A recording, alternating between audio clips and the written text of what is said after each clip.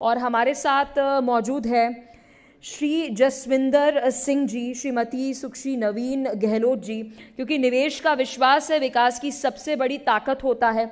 और ये पैनल चर्चा केंद्रित है नीतियों पर, सुरक्षा पर और निवेश के उस भरोसे पर जो गुजरात को निवेशकों की पहली पसंद बनाता है, यानी इन्वेस्टमेंट कितना इम्पॉर्टेंट है हमारे देश के लिए, हमारे गुजरात के लिए, क्योंकि इन्वेस्टमेंट नहीं होगा तो विकास कैसे होगा। बहुत शुक्रिया श्री जसविंदर सिंह जी, श्रीमती सुश्री नवीन गहलोत जी, रिपब्लिक भारत पर आने के लिए और इन्वेस्टमेंट पर बातचीत करने के लिए। विवेक ओवर जी। बहुत बहुत धन्यवाद पलक। कहते हैं जो हमारे सेशन का नाम है कि निवेश का विश्वास और विकास की सबसे बड़ी ताकत, ये दो चीज़ें अगर मिल जाए तो किसी भी देश की अर्थव्यवस्था को, क्योंकि हम भारत में रह के बातचीत कर रहे हैं, तो भारत देश की अर्थव्यवस्था को एक उचित रीढ़ और एक रफ्तार दे सकते हैं। तो उसी से जुड़ी हम बातचीत करेंगे जसविंदर जी से और नवीन जी से। आप दोनों का बहुत बहुत स्वागत है। तो चलिए इस सेशन की शुरुआत करते हैं। और सबसे पहले जो इस बात की, जिस शब्द की चर्चा सबसे ज़्यादा है और वो मतलब आने वाले समय में भी अर्थव्यवस्था को मजबूत रखने के लिए सबसे बड़ा योगदान है उसका निवेश का, उससे जुड़ा मेरा पहला सवाल जसविंदर सर आपसे रहेगा कि रियल एस्टेट और स्मार्ट सिटी निवेश के लिए सबसे भरोसेमंद राज्य गुजरात बन चुका है। ये एक अवधारणा है जो बहुत पहले से मानी जा रही है। ये एक बेंचमार्क इसने तो सेट कर दिया है। निवेशकों के नज़रिए से जो इन्वेस्टर्स हैं, जो पैसा लगाना चाहते हैं, वो गुजरात को कैसे देखें और कैसे देखते हैं? नमस्कार। सबसे पहले तो मैं धन्यवाद करना चाहूँगा रिपब्लिक भारत का कि हमें इस मंच में इनवाइट किया गया। Thank you Vivek ji. Sir देखिए, नज़रिया जो है ना निवेशक का, उसका देखो मेन जो दो कारण है इन्वेस्ट करने के, वो क्या होते हैं कि उसका जो पैसा लगे वो सुरक्षित हो, एंड जो पैसा उसका लगाया हुआ है इन्वेस्टमेंट में जो किया उसने वो बढ़ता रहे। तो गुजरात इस बात को प्रूव कर चुका है पहले ही, क्योंकि अगर देखा जाए तो इंफ्रास्ट्रक्चर की बात करें तो बहुत ही स्ट्रॉन्ग इंफ्रास्ट्रक्चर गुजरात में ऑलरेडी है। जैसे गिफ्ट सिटी का एग्जांपल अगर हम लेते हैं तो गिफ्ट सिटी एक अनाउंस हुई थी, उसके बाद बनाई गई और वहाँ पे लोगों ने काफ़ी अच्छा इम्प्रूवमेंट देखा है अपनी ग्रोथ में, जो इन्वेस्टमेंट ग्रोथ की है। और दूसरा क्या है कि एक गलियारा बन रहा है, इंडस्ट्रियल गलियारा जिसको हम बोलते हैं DMIC, तो वो उसका मेजर हिस्सा जो है वो गुजरात से होता हुआ गुजर रहा है। तो जहाँ पे ऐसी चीज़ें होती हैं वहाँ पे लैंड एप्रिशिएशन होता ही होता है और आपका पैसा बढ़ता ही बढ़ता है, तो रिस्क जो है वो इन्वेस्टर का वो बहुत कम हो जाता है। एंड गिफ्ट सिटी के साथ साथ अब जो आने वाला एक बहुत ही ग्रीनफील्ड स्मार्ट सिटी जो अनाउंस की थी अपने मोदी जी ने, एंड उसका भी निर्माण शुरू हो चुका है। तो जहाँ पे ऐसी हाईटेक सिटी आ रही है जहाँ पे सब कुछ डिग फ्री एंड हाईटेक सब कुछ रहेगा, तो ऑब्वियसली बात है कि वो निवेशकों को अट्रैक्ट करेगा। और पूरे जैसे हम काम कर रहे हैं तो हम पूरे विश्व में, अगर मैं बात करूँ दुबई से भी हम इन्वेस्टमेंट आ रही हैं गुजरात को लेके, जर्मनी से आ रही हैं, US से आ रही हैं, हम दिल्ली NCR से बहुत अच्छा कर रहे हैं। तो गुजरात ऑलरेडी बहुत बढ़िया एक फेवरेबल जगह बन चुका है निवेशकों का। तो मैं उनके नज़रिए से ये बोलूँगा कि जैसे हमें अट्रैक्ट हुए गुजरात की तरफ, क्योंकि आज से अगर बात करें कुछ सालों पहले गुजरात हमारे लिए एक टूरिस्ट प्लेस था, लेकिन आज हमारी कर्म भूमि बन चुका है। तो जैसे हम अट्रैक्ट हुए हैं तो वैसे ही निवेशक भी बहुत आ रहे हैं यहाँ पे, जो बड़े बड़े आ रहे हैं निवेश। आप स्मार्ट सिटी की ओर भी इशारा कर रहे हैं? यस बिल्कुल सर, दोबारा स्मार्ट सिटी की बात कर रहा हूँ मैं। तो उसमें काफ़ी इन्वेस्टमेंट आ रही है, पूरे वर्ल्ड से आ रही है। पूरे वर्ल्ड से स्मार्ट सिटी रियल स्टेट में भी काफ़ी आ रही है। तो ये आने वाले दिनों में इसका असर और बड़ा दिखने वाला है। बिल्कुल सर, बिल्कुल बढ़ रहा है दिन ब दिन। मैम, सर ने जो बात कही स्मार्ट सिटी को लेकर, तो मेरा आपसे ये जानना है कि स्मार्ट सिटी को आप शॉर्ट टर्म इन्वेस्टमेंट देखती हैं या फिर इसका बहुत लंबा प्रभाव आप देख रही हैं? देखिए, स्मार्ट सिटी में इन्वेस्टमेंट को मैं बिल्कुल सीधे तरीके से लॉन्ग टर्म इन्वेस्टमेंट का एक वेल्थ क्रिएशन का ज़रिया मानती हूँ। मैं ऐसा नहीं कह रही हूँ कि शॉर्ट टर्म में आपको अप्रिसिएशन नहीं मिलेगा या शॉर्ट टर्म में आपको उतनी अपॉर्चुनिटीज़ नहीं मिलेंगी, आपको डेफिनेटली मिलेंगी। आपको अपनी इन्वेस्टमेंट पे एक डिसेंट अप्रिसिएशन लेके आप उसमें आराम से एग्जिट भी कर सकते हैं। लेकिन लॉन्ग टर्म को मैं क्यों फेवर करना चाहती हूँ, उसके कुछ पॉइंट्स हैं और वो हम थोड़ा डिस्कस करते हैं, इसको थोड़ा सा इसको एलेबोरेट करके डिस्कस करते हैं। क्योंकि स्मार्ट सिटी एक इंफ्रास्ट्रक्चर ड्रिवन प्रोजेक्ट है। वहाँ पर ऐसा अब स्मार्ट सिटी जहाँ आएगी वहाँ पर स्मार्ट रोड्स भी आएंगे, अंडरग्राउंड यूटिलिटीज़ भी आएंगी, मेट्रो भी आएगी, आपका एक्सप्रेसवेज हैं या फिर आपका एयरपोर्ट है, वो सब भी आएगा। और वो सब विवेक एक दिन में या रातों रात नहीं बन जाता। उसके लिए टाइम लगता है, मे बी 10, 15, 20 ईयर्स उतना टाइम लगेगा। और जैसे जैसे वो स्मार्ट सिटी ग्रो करेगी वैसे वैसे आपका जो आपका निवेश है, वो जो आपने पूंजी वहाँ पर लगाई है, वो भी स्थायी रूप से सस्टेनेबल तरीके से ग्रो करेगी। दूसरी बात मैं क्यों लॉन्ग टर्म में वो करना चाहती हूँ कि ये कोई ऐसा नहीं है कि एक बिल्डर आया, कोई प्राइवेट बिल्डर आया, उसने अपनी बिल्डिंग बनाई और अपना प्रोजेक्ट बेच के निकल गए, ठीक है, ये आप उसको एक शॉर्ट टर्म में आप कंसीडर कर सकते हैं। लेकिन स्मार्ट सिटी में एक पूरा गवर्नमेंट का इन्वॉल्वमेंट रहता है, चाहे वो आपकी सेंट्रल गवर्नमेंट है, चाहे आपकी वो स्टेट गवर्नमेंट है, आपकी लोकल अर्बन डेवलपमेंट अथॉरिटीज़ हैं। इनका एक लॉन्ग टर्म विज़न है, इनका एक होराइज़न है और इनकी कुछ कमिटमेंट्स हैं जो ये फुलफ़िल करेंगे ही करेंगे, और इनकी स्टेबल पॉलिसीज़ भी हैं। तो जहाँ पर गवर्नमेंट का कमिटमेंट होगा तो आपको अपने निवेश के लिए बिल्कुल चिंता करने की ज़रूरत ही नहीं है। और एक चीज़ को और हम बिल्कुल इग्नोर नहीं कर सकते कि इन्वेस्टमेंट सिर्फ इन्वेस्टर्स की वजह से एप्रिसिएशन नहीं देगा, एंड यूज़र्स का भी इसमें बहुत बड़ा रोल है। और एंड यूज़र कब आएगा कि स्मार्ट सिटी बननी चालू हो गई है एकदम से एंड यूज़र आ जाएगा, ऐसा तो नहीं होगा। पहले आपका इंफ्रास्ट्रक्चर आएगा, आपकी इंडस्ट्रीज़ आएंगी, मैन्युफैक्चरिंग प्लांट्स आएंगे, कंपनीज आएंगी, तब आपका एंड यूज़र उसमें मूव इन करेगा। और जब एंड यूज़र मूव इन करेगा तो उसमें जो एप्रिसिएशन आएगी वो बहुत ही सस्टेनेबल होगी, स्ट्रैटेजिक होगी। वो ऐसा शॉर्ट टर्म में आप थोड़ा सा फिर भी एक तरीके से स्पेक्यूलेशंस हो जाती हैं, और वो स्पेक्यूलेशन पॉजिटिव भी हो सकते हैं, नेगेटिव भी हो सकती हैं, उसमें एक बबल भी बन सकता है। लेकिन लॉन्ग टर्म जो इन्वेस्टमेंट है वो आपकी सस्टेनेबल इन्वेस्टमेंट है, और आपकी वो पूंजी को बिल्कुल सेफ, सिक्योर और स्ट्रैटेजिक तरीके से बढ़ावा देंगी, और आप अपना निवेश को आप मल्टीफोल्ड ग्रोथ वहाँ से एक्सपेक्ट कर सकते हैं।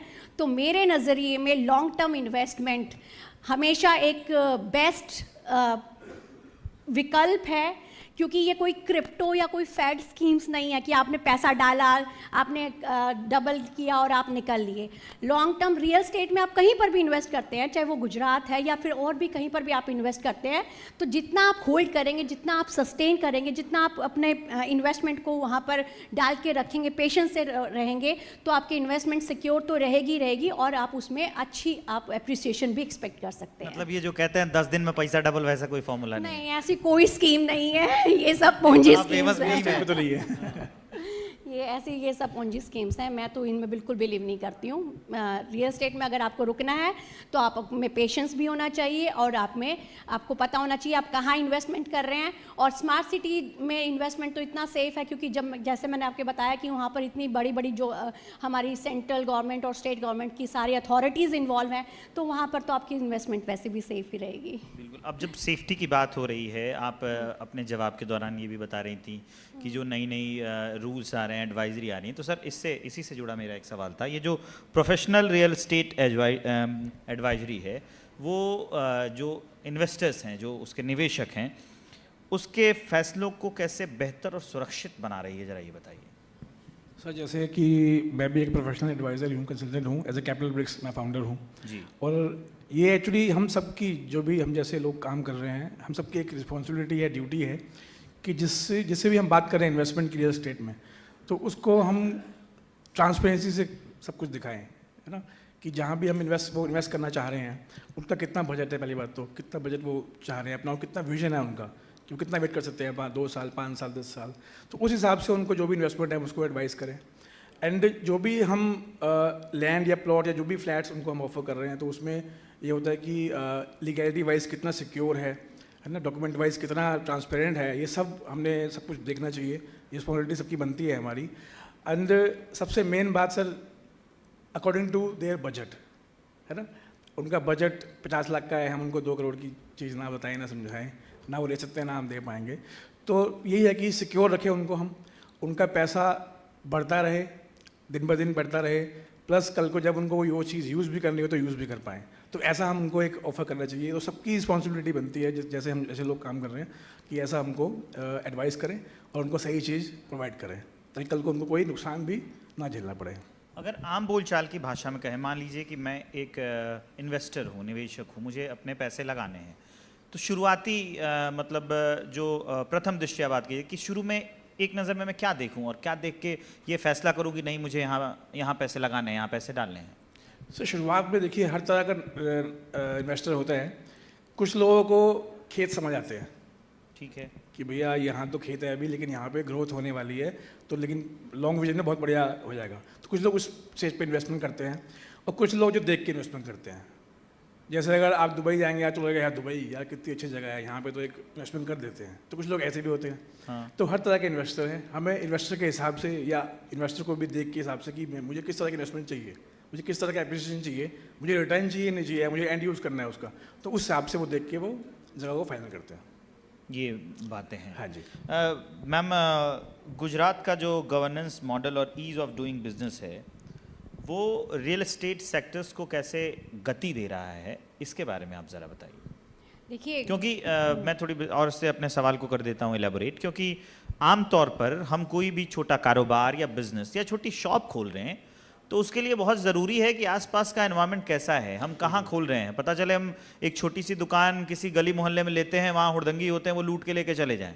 तो ये बहुत ज़रूरी है कि ईज़ ऑफ डूइंग बिजनेस के लिए वहाँ पर वैसी परिस्थितियाँ बने, वैसा इकोसिस्टम हो। तो आपको इसको गुजरात के परिप्रेक्ष्य में मुझे बताना है। देखिए विवेक जी, आपने बिल्कुल सही कहा। गुजरात का ease of doing business real estate को बहुत ही महत्वपूर्ण भूमिका इसमें अदा कर रहा है। वो कैसे कर रहा है कि यहाँ पर सिंगल विंडो क्लियरेंस सिस्टम है। इसमें आपको एक क्लियरेंस के लिए आपको बार बार और सब जगह भागने की ज़रूरत नहीं है, आपको ऑन टाइम क्लियरेंस मिलेगी।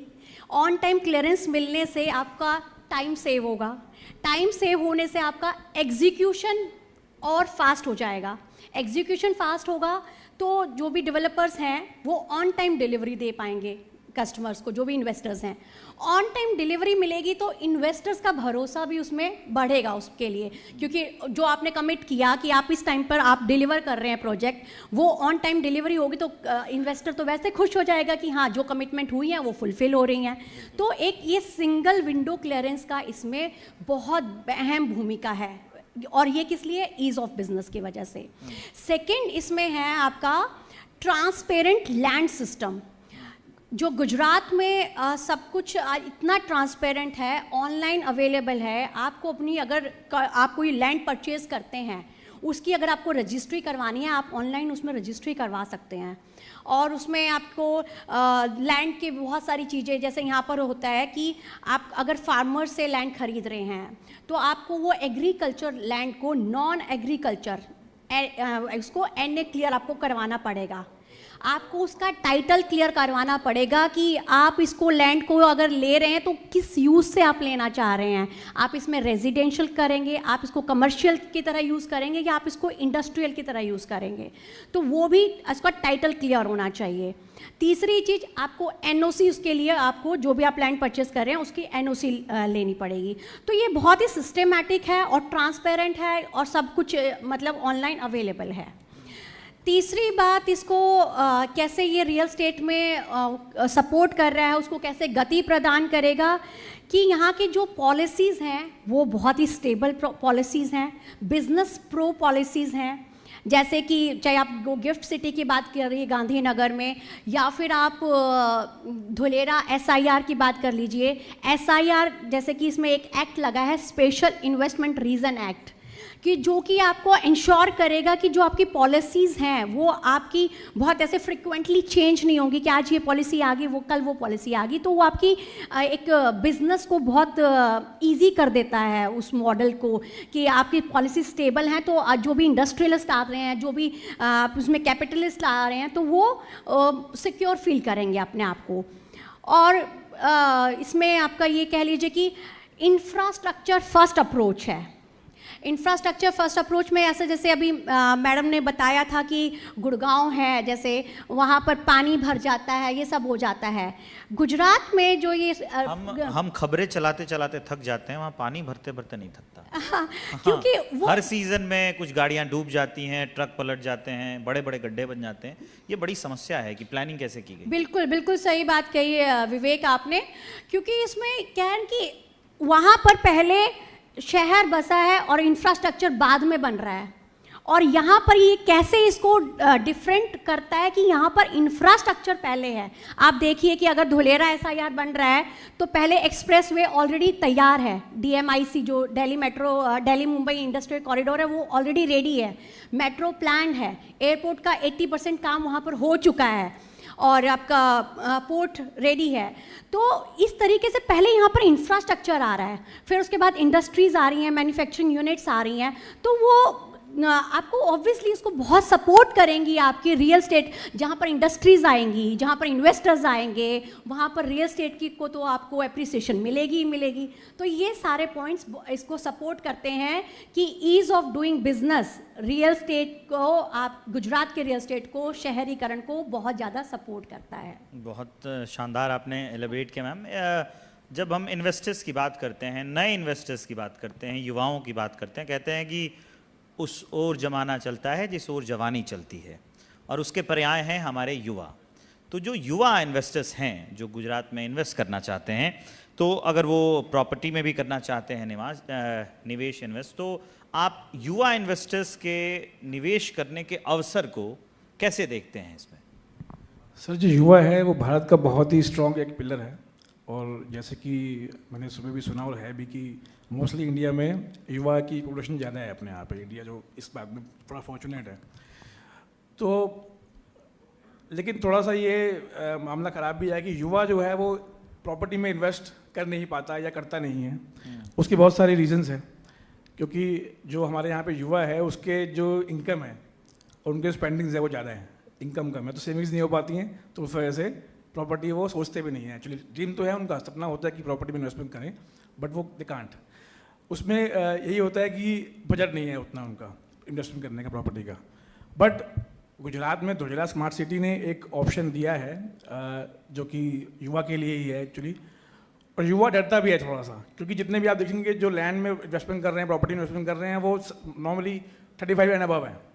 25 से 35 से बहुत लोग कम है। वो इसी वजह से ही हैं, एक तो डरते भी हैं, वो रिस्की भी लगता है उनको, और दूसरा उनके पास इतना बजट नहीं होता है। तो वो उनके पास जो पैसे बचते हैं, जो होते हैं, वो प्रॉपर्टी की जगह शेयर मार्केट में चले जाते हैं या फिर क्रिप्टो में, ऐसी जगह गलत जगह में चले जाते हैं, तो वो उसमें पैसा लगा देते हैं, प्रॉपर्टी नहीं ले पाते हैं। बट मैं सच में बड़ा ही मतलब अच्छा लगता है हमें कि मैं भी जब गुजरात में धुलेरा में काम कर रहा हूँ, तो धुलेरा में ऐसी अपॉर्चुनिटीज़ हैं उनके लिए कि आप कम बजट में भी इन्वेस्टमेंट कर सकते हैं, ठीक है, और अपने पैसे को बढ़ता हुआ दे सकते हैं। मतलब 20 गुना 30 गुना भी आपका पैसा हो सकता है। और फर्स्ट टाइम यूज़र और युवा अगर स्ट्रॉन्ग हो जाए, ठीक है सर, तो हमारा देश बहुत स्ट्रॉन्ग हो जाएगा मेरे ख्याल से। और स्ट्रॉन्ग होने के लिए उनको प्रॉपर्टी में इन्वेस्टमेंट करनी चाहिए, और ऐसे ऑप्शन सिर्फ मुझे लगता है कि गुजरात में ही है इंडिया में, और कहीं ऐसा ऑप्शन है नहीं। और युवा तो जान है मतलब देश की हमारे, और मैं सच में दिल से चाहता हूँ कि युवा लोग जो आएँ आगे बढ़ें और इन्वेस्टमेंट करें। गुजरात में बहुत सारे ऑप्शंस हैं, और ऐसा अक्सर गुजरात में ही लग रहा है मुझे कि जो ऑप्शंस मिल रहे हैं। सर आपके जवाब में मुझे थोड़ा सा विरोधाभास नज़र आ रहा है, इसको मैं क्लियर करना चाहूँगा कि आपने जवाब की शुरुआत में ये कहा कि युवाओं के पास इतनी बचत नहीं हो पाती, जो जायज़ है, हम देखते हैं, लेकिन आप एक और ये भी कह रहे हैं कि वो आके निवेश करें, और क्योंकि आप इस इंडस्ट्री में पहले से हैं, तो मैं चाहूँगा कि आप युवाओं को वो सूत्र बताएं कि कैसे कर सकते हैं। सर जैसे कि मैं बात कर रहा हूँ, हम 2011 से इंडस्ट्री में हैं, और जहाँ पे हम काम करते हैं दिल्ली NCR में, वहाँ पे आपको पता है वो अगर किसी को भी इन्वेस्टमेंट करनी है तो कम से कम 1 CR तो चाहिए। तो 1 CR के लिए युवाओं के लिए थोड़ा इकट्ठा करना बहुत मुश्किल होता है कि डेट में। वो स्ट्रगलर है, संघर्ष कर रहा है। स्ट्रगलर है। तो लेकिन जब से हम धुलेरा कर रहे हैं, हम गुजरात में आए हैं और धुलेरा स्टार्ट किया है हमने, तो धुलेरा में ऑप्शंस हैं जिसमें आप 20 लाख 30 लाख से भी अपनी ज़मीन ले सकते हैं। SIR के बाहर, SIR के अंदर, दोनों जगह ऑप्शन मिलते हैं आपको। तो एक्चुअली अवेयर नहीं है, हमारा काम क्या है, उनको अवेयर कर रहे हैं जी। दिल्ली NCR में we are plan every week we are giving awareness program. हम प्रोग्राम करते हैं जिसमें हम बताते हैं, उनको अवेयर करते हैं कि यार आप भी इन्वेस्टमेंट कर सकते हैं और प्रॉपर्टी में भी कर सकते हैं। आप छोड़िए शेयर मार्केट, आप छोड़िए जुआ खेलना, छोड़िए आप जो ऐप्स बताई थी सर ने कि ऐप आती हैं आजकल सट्टे वट्टे वाली, वो छोड़िए, आप इन्वेस्टमेंट में आइए, प्रॉपर्टी पे आइए। तो हम उनको अवेयरनेस कर रहे हैं, दे रहे हैं, और काफ़ी लोग इस पर हमारे इंटरेस्टेड भी हुए हैं, लोगों ने काफ़ी इन्वेस्टमेंट भी करी है। और मैं आपको बताऊं कि हम अगर जितना भी इन्वेस्टमेंट करवा रहे हैं, लोगों से कर रहे हैं, तो उसमें 40% हिस्सा युवा का भी है, बढ़ रहा है, और ये बहुत यस, और बढ़ रहा है, धीरे धीरे बढ़ रहा है ये। सर एक मैं और बात जानना चाहूँगा कि कैसे, मतलब अगर युवा आपको सुन रहा हो तो उसके दिमाग में एक अंदाज़ा चाहिए होगा कि चलो ठीक है, मुझे सिंह साहब ने कह दिया कि चलो आप सट्टेबाजी में पैसे मत लगाओ, गलत आते हैं, क्रिप्टो में मत लगाओ, शेयर मार्केट में भी बहुत ज़्यादा रिस्क है, मत लगाओ। लेकिन कितने पैसे हो कि मैं इन्वेस्टमेंट अपनी शुरू कर सकता हूँ इसमें? सर मात्र 20 लाख रुपए से आप कर सकते हैं। 20 लाख रुपए शुरू कर बिल्कुल सकते शुरुआत, क्योंकि सर अभी ना जो धुलेरा ऐसा ही है ना, उसका भी शुरुआत है हैं जी। और शुरुआत में भी थोड़ा रेट प्राइसेस कम भी हैं, अभी टिकट साइज़ कम भी है। अगर बात करूँ मैं आज से 25 साल पहले गुड़गांव की बात करूँगा तो वहाँ प्राइस क्या थे, पहले बहुत कम प्राइस थे। तो जिन लोगों ने इन्वेस्टमेंट की थी उस टाइम पे आज उनके 50 गुना हो चुके हैं। तो वही सिनेरियो आज धुलेरा पे है। धुलेरा में आज जो भी आता है इन्वेस्ट करता है छोटा अमाउंट अपना, तो वो आने वाले टाइम में 5 साल 10 साल में वो अच्छा अमाउंट एक बन सकता है। मैम मैं ये चाहूँगा कि आप युवाओं के तो बारे में हम बात हो रहे हैं, युवा क्योंकि कॉमन जेंडर है उसमें हम महिला और पुरुषों दोनों की बात कर रहे हैं, लेकिन उसके साथ साथ मैं ये चाहूँगा कि जो महिला निवेशक हैं उनके लिए आप कोई संदेश और कोई टिप्स दें। महिलाओं के को भी मैं तो कहती हूँ कि महिलाओं से अच्छा कोई फाइनेंशियल प्लानर हो ही नहीं सकता। जो महिलाएं अपने घर को इतने अच्छे से प्लान करती हैं, अपना बजट प्लान करती है, कितना पैसा कहाँ पर जाएगा कहाँ पर नहीं जाएगा, तो आप सोचिए अगर वो फाइनेंशियल प्लानिंग में आ जाती हैं अपना इसमें कि मुझे रियल एस्टेट में भी, और वो आराम से, जैसे कि सर ने बताया कि धुलेरा में टिकट साइज़ उतना बड़ा भी नहीं है, आप बहुत आराम से अपनी छोटी छोटी सेविंग करके आप उसमें कर सकते हैं इन्वेस्टमेंट। तो एक मतलब मैं तो कहूँगी ग्रेट अपॉर्चुनिटी है। बिल्कुल महिलाओं को इसमें पूरा अपना सहयोग देना चाहिए और 100% इसमें आना चाहिए उभर के। महिलाओं का भविष्य भी हम आगे जाकर देख सकते हैं निवेशक के तौर पर। बिल्कुल देख सकते हैं। और जिसकी बात हो रही है, देश में इसकी चर्चा भी है, 2047 की आने वाले दिनों में हम जैसे जैसे धीरे धीरे निवेश आता जाएगा, विकसित होते जाएंगे, इंफ्रास्ट्रक्चर हमारा मजबूत होता जाएगा, तो ये सवाल मैम मेरा आपसे है कि जब विकसित राष्ट्र बनेगा भारत, तो गुजरात के रियल एस्टेट का और शहरी विकास का कितना योगदान होगा? देखिए 2047 में जब भारत विकसित देश बनेगा तो गुजरात जो एज अ स्टेट, उसका राज्य का एक बहुत ही अहम भूमिका है। गुजरात के जो भी प्रमुख शहर हैं, चाहे वो अहमदाबाद है, वडोदरा है, सूरत है, गांधीनगर के गिफ्ट सिटी है, या फिर धुलेरा SIR है, ये कोई एक सिर्फ रहने की जगह नहीं रह जाएंगी, ये एक लिव, वर्क, प्ले और एक इनोवेटिव हब के रूप में सामने आएगा। यहाँ पर रहना लोगों का एक सपना बनेगा, क्योंकि आप धुलेरा जो SIR है कि अगर हम पर्टिकुलर बात करें तो फर्स्ट ग्रीनफील्ड स्मार्ट सिटी बन रही है यहाँ पर। मतलब एक आपको वर्ल्ड क्लास एमिनिटीज़ आपको यहाँ पर मिलेंगी, तो कौन इंसान यहाँ पर नहीं है आके रहना चाहेगा या काम करना चाहेगा। और इसमें आपकी जो भी कि आप कह लीजिए कि जो धुलेरा SIR है या गिफ्ट सिटी है, ये एक आपको ग्लोबल गेटवेज के रूप में सामने आएंगी। ग्लोबल गेटवे मतलब धुलेरा से भारत का एक तरीके से रिप्रेजेंट कर सकता है धुलेरा भारत को। जैसे कि आज हम बड़े बड़े देशों की, जैसे कि चाहे दुबई है, शंघाई है, सिंगापुर है, उनकी हम बात करते हैं कि वो कितने एडवांस है, कितने डेवलप हैं। इसी तरीके से धुलेरा भी इसी तर्ज पे तैयार हो रहा है कि भारत में मतलब धुलेरा का एक नाम होगा, धुलेरा रिप्रेजेंट करेगा भारत को। और मैं इसमें कोई अतिशयोक्ति नहीं होगी अगर मैं कहूँ कि रियल स्टेट में, गुजरात के रियल स्टेट में, धुलेरा में या फिर गुजरात के पूरे स्टेट में ज़मीन के जो है पर स्क्वायर फिट के हिसाब से नहीं, वहाँ पर रहने की क्वालिटी ऑफ लाइफ के हिसाब से ज़मीन बिकेगी। लोग वहाँ पर यहाँ पर आके रहना चाहेंगे, लोग यहाँ पर आके काम करना चाहेंगे। तो जैसे आज की डेट में होता है ना कि पर स्क्वायर फिट का क्या रेट है, इन्वेस्टर जानना चाहता है। उस टाइम पर लोगों को लगेगा कि यहाँ पर क्वालिटी ऑफ लाइफ इतनी मिल रही है कि मुझे क्वालिटी, मुझे पर स्क्वायर फिट के मुझे नहीं फर्क पड़ता क्या है क्या नहीं, बस मुझे यहाँ पर रहना है। मतलब तो ये फ्यूचर है, निवेश की परिभाषा बदलने वाली है। बिल्कुल बिल्कुल बिल्कुल। विकसित भारत में रियल स्टेट का, गुजरात के रियल स्टेट का एक बहुत बहुत इंपॉर्टेंट रोल रहेगा। दोनों में क्या अंतर है? आप दूसरे राज्यों में काम करते हैं और गुजरात में काम करते हैं, ये मेरा आखिरी सवाल है, दोनों से छोटा छोटा कमेंट चाहूँगा। सर बहुत अंतर है, और इसीलिए कि हम काफ़ी सालों से गुजरात में काम कर रहे हैं। सबसे पहले तो देखो सर, हमारा जो मेन मोटिव होता है कि हमारा जो क्लाइंट है, इन्वेस्टर है, जो निवेशक है, वो सिक्योर रहे, सेफ रहे। और मैं ये मानता हूँ और मैंने एक्सपीरियंस भी किया है कि गुजरात में वो ज़्यादा सेफ है due to Gujarat policies and all जितने भी गुजरात के ऑनलाइन सिस्टम है जितना, तो मेरे हिसाब से तो बाकी राज्यों से Gujarat is very safe for investor. और इसीलिए हम गुजरात पे फोकस भी कर रहे हैं और गुजरात में ही अभी फ़िलहाल काम कर रहे हैं। और बाकी जगह पे बहुत सारी चीज़ें हुई भी हैं जो एक्सक्लूसिवली धुलेरा कर रहे हैं हम, Yes, Delhi we are NCR से वो करके अब हम Delhi NCR सिर्फ धुलेरा कर रहे बिल्कुल हैं, नहीं। क्योंकि इसमें बहुत पोटेंशियल है। यहाँ पर इन्वेस्टमेंट आपकी सेफ है, सिक्योर है, सस्टेनेबल है। यहाँ पर आप मतलब आप सिर्फ एप्रिसिएशन को नहीं देख सकते, आप यहाँ पर वेल्थ क्रिएट कर सकते हैं। ठीक है, आप दोनों का बहुत बहुत धन्यवाद। गौरवशाली गुजरात में रिपब्लिक मीडिया नेटवर्क के इस मंच पर आने के लिए बहुत शुक्रिया। Thank you so much for Republic Bharat and Republic Bharat team कि हमें इतना अच्छा मंच प्रदान किया जिसमें कि हम खुल के धोलेरा के लिए या फिर अपना गुजरात के रियल एस्टेट के बारे में बात कर पाए। Thank you so much. बहुत बहुत धन्यवाद मैम, थैंक यू सर।